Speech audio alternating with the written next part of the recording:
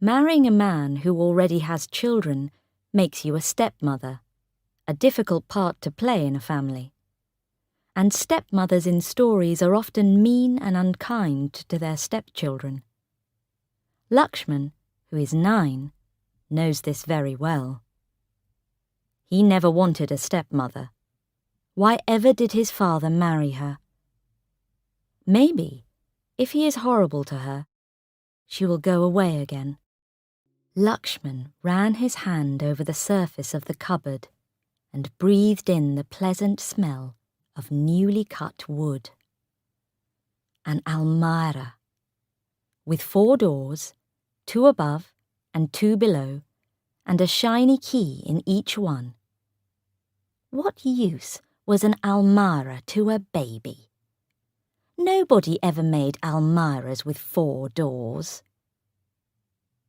Carefully, he turned the keys to look inside.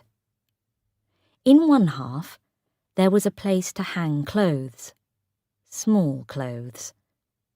The other half had narrow shelves. Underneath, there were 2 long, wide shelves. Somebody, he supposed, had already put some toys there, baby things, plastic cups that fit into each other, little wooden bricks, and coloured balls. Angrily, he banged the doors shut. What a complete waste. In his bare feet, he walked down the stairs to the back of the house, to the kitchen area. The old amme was squatting on the floor, cutting up vegetables for the meal. A row of pots and pans stood on the floor, and Candy, the Alsatian dog, was sleeping peacefully beside them, his tail occasionally waving away the flies. Both Lakshman and the amme knew this was against the rules the new woman had made after she took control of the house. But they understood each other, the old cook and the boy. He squatted down opposite her, watching her. Although he was 9, he was small for his age, small but strong. He wore an old shirt and a too small pair of washed-out blue trousers. For some time he watched the amme in silence. Then, in his rather high little boy's voice, he asked, "Where is the bloody woman?" The amme did not stop her cutting. She said calmly, "She's getting dressed to go out. She wants you to change and go with her, to buy new shoes for school." The boy sighed. He picked up a piece of sugarcane and began to suck it noisily. That was really too bad. Did she really think he'd go out with her? Walk in the street where all his friends would see him? True, his father had said she would help him and look after him, but that did not mean she could give him orders, or that he had to do what she wanted. Why, he wouldn't go with her for anything, not even if she offered him a bicycle. Lakshman had been saving for a bicycle for some time. His weekly money from his father, gifts from aunts and uncles and grandparents, all this was carefully saved. In fact, Lakshman lived for the day when there would be enough for that bicycle. But dislike of his stepmother was so great that he could not even imagine himself accepting a bicycle from her. He bit off a piece of sugarcane and said crossly, "I am not going out with her to buy a pair of shoes." It was hot in the kitchen. The amme lifted a corner of the cotton cloth she was wearing wrapped round her like a skirt and wiped the sweat from her face and neck. At that moment, Lakshman's stepmother appeared in the doorway. Her eyes took in the scene and narrowed angrily. She raised her voice and said, "Amme, I have told you again and again not to cut vegetables on the floor." And then to Lakshman, "Lakshman, go and change your clothes. I want to take you out to buy a pair of shoes." Neither Amme nor the child moved. The Amme began to cut vegetables again, with great concentration. Lakshman looked quickly at his stepmother. The she-devil. Whatever had made his father marry her? He said, "Amme doesn't understand English, and I don't want to go out. You buy the shoes for me." The woman straightened her back and looked down at him. "If Amme doesn't understand English, why don't you tell her in Sinhalese? And you say you won't come out with me. Well, I can't buy a pair of shoes unless you try them on. So please, get ready. Quickly now." He turned to Amme and said in Sinhalese, "That bloody woman says not to cut vegetables on the floor." Very slowly and heavily, the Amme got up from where she was squatting. She picked up the vegetables and threw them on the kitchen table. Then she said to the child, "Tell her I can't work for her. Also, I am not well. I have to go home." Lakshman repeated in English exactly what the old cook had said. The tall one looked from the child to the old woman a little helplessly, then shrugged her shoulders. If she is not feeling well, she must go home and get better. Meanwhile, you get ready. I am waiting. He stepped right in front of his stepmother. He had to bend his head far back in order to see her face.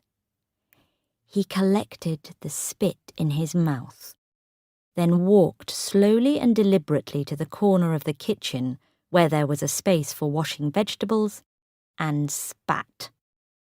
Spitting was the best way to drive away evil things. Then he said, "But I told you, I am not coming." She took a deep breath. "All right. If you are not coming, I am not buying the shoes." She turned and walked towards the front door.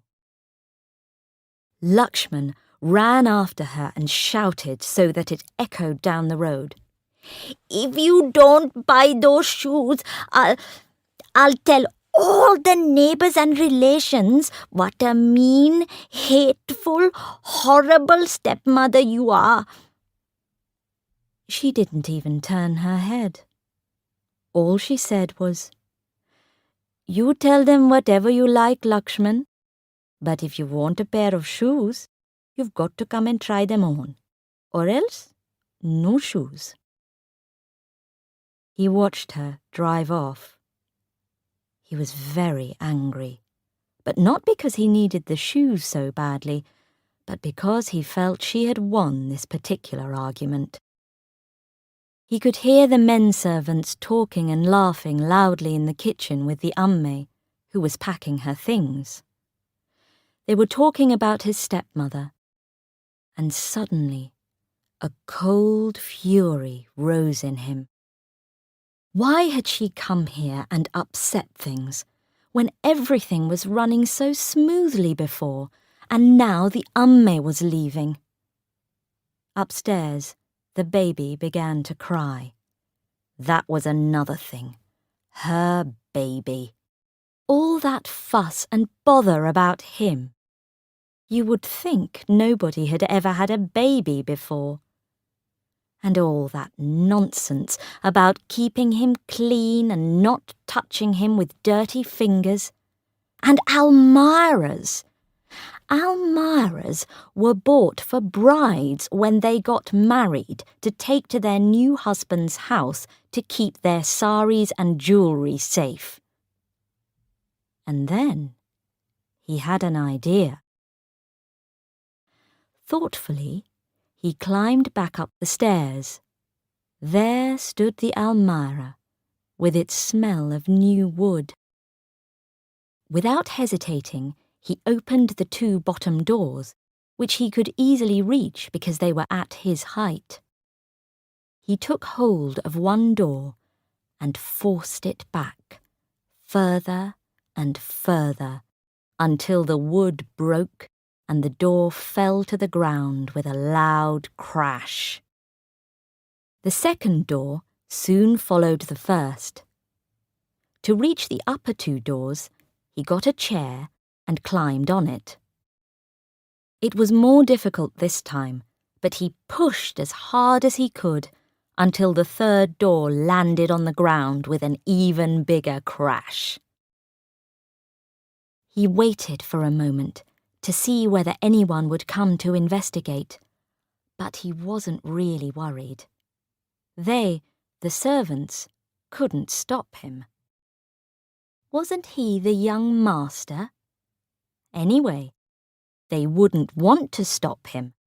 Not at all. They'd be delighted with the trouble he was causing the new woman. He smiled nastily. Wouldn't she be wild? He imagined her return. This time, she'd really get mad. She'd hit him and scream at him, and then his father would get rid of her, once and for all. With this happy thought, he turned back to the Almira and finally managed to break the fourth door off.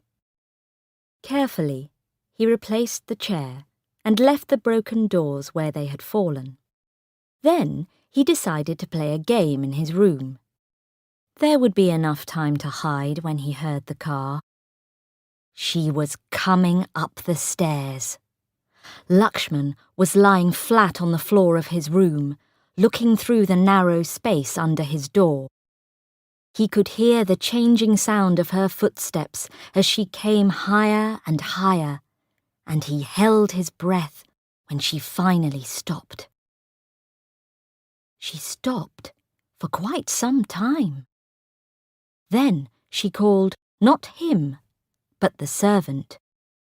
She asked, "Who has done this, Somapala?"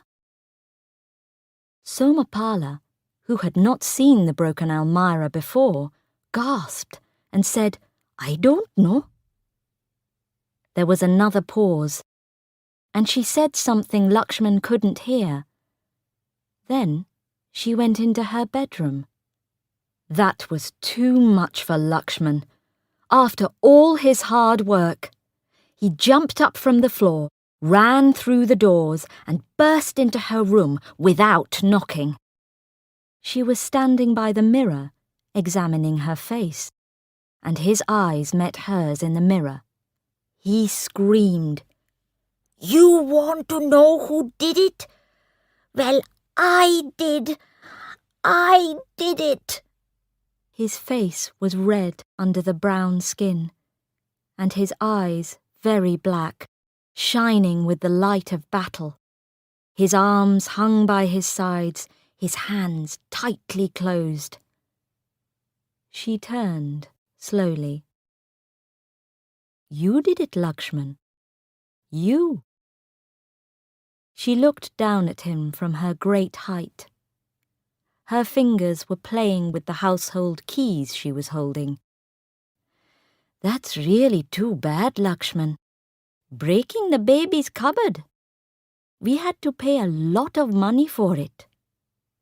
He almost laughed. The stupid woman. What was the point in breaking something cheap? He waited for her fury to break, preparing himself for the punishment, looking forward to it almost with pleasure. But it didn't come. She just stood there and looked at him calmly. Then she said, "That's really too bad, Lakshman. I thought you were a sensible sort of boy." She sighed. "So now we have to ask the workmen to repair the damage. Quite an unnecessary bother and cost." She walked towards the baby's room. Lakshman had a terrible feeling of disappointment, worse than he had ever experienced before. Wildly, he ran after her and asked urgently, But aren't you going to punish me? Punish you? She appeared surprised. Punish you? Oh no. There's no point in that, because that's what you want, isn't it? She looked him straight in the eye. No, Lakshman, I am not going to punish you, only... She hesitated for a moment. About the repairs. You are going to pay for them, Lakshman, out of your bicycle money. That's fair, don't you think? She opened the door of the baby's room, walked through, and firmly shut it behind her. Lakshman stared at the closed door. The sun was shining outside, and little gold bits of dust were dancing in the sunlight. The blood had left his face, and he stood there, wide-eyed and silent. Then he walked out of her room, past the 4 broken Almara doors on the floor, and down the stairs. His head was bent as he went slowly down, his old shirt hanging out over the 2 small blue trousers. He heard the door of the baby's room opening. The woman was looking down at him from the top of the stairs, but he pretended not to see and continued going down without stopping. She said, "Lakshman? Lakshman, we can come to an arrangement." He did not look up. But there was no longer any sharpness in her voice. Instead, there was a warm note in it that the child did not fail to notice. She said, "You help the workman repair the cupboard, and I'll pay half the cost. Agreed?" His eyes were hot with tears. "The bloody woman," he whispered to himself. "The bloody woman." But he slowed down, and as he reached the bottom of the stairs, she heard him begin to whistle. "Agreed," he shouted, and ran quickly out of sight.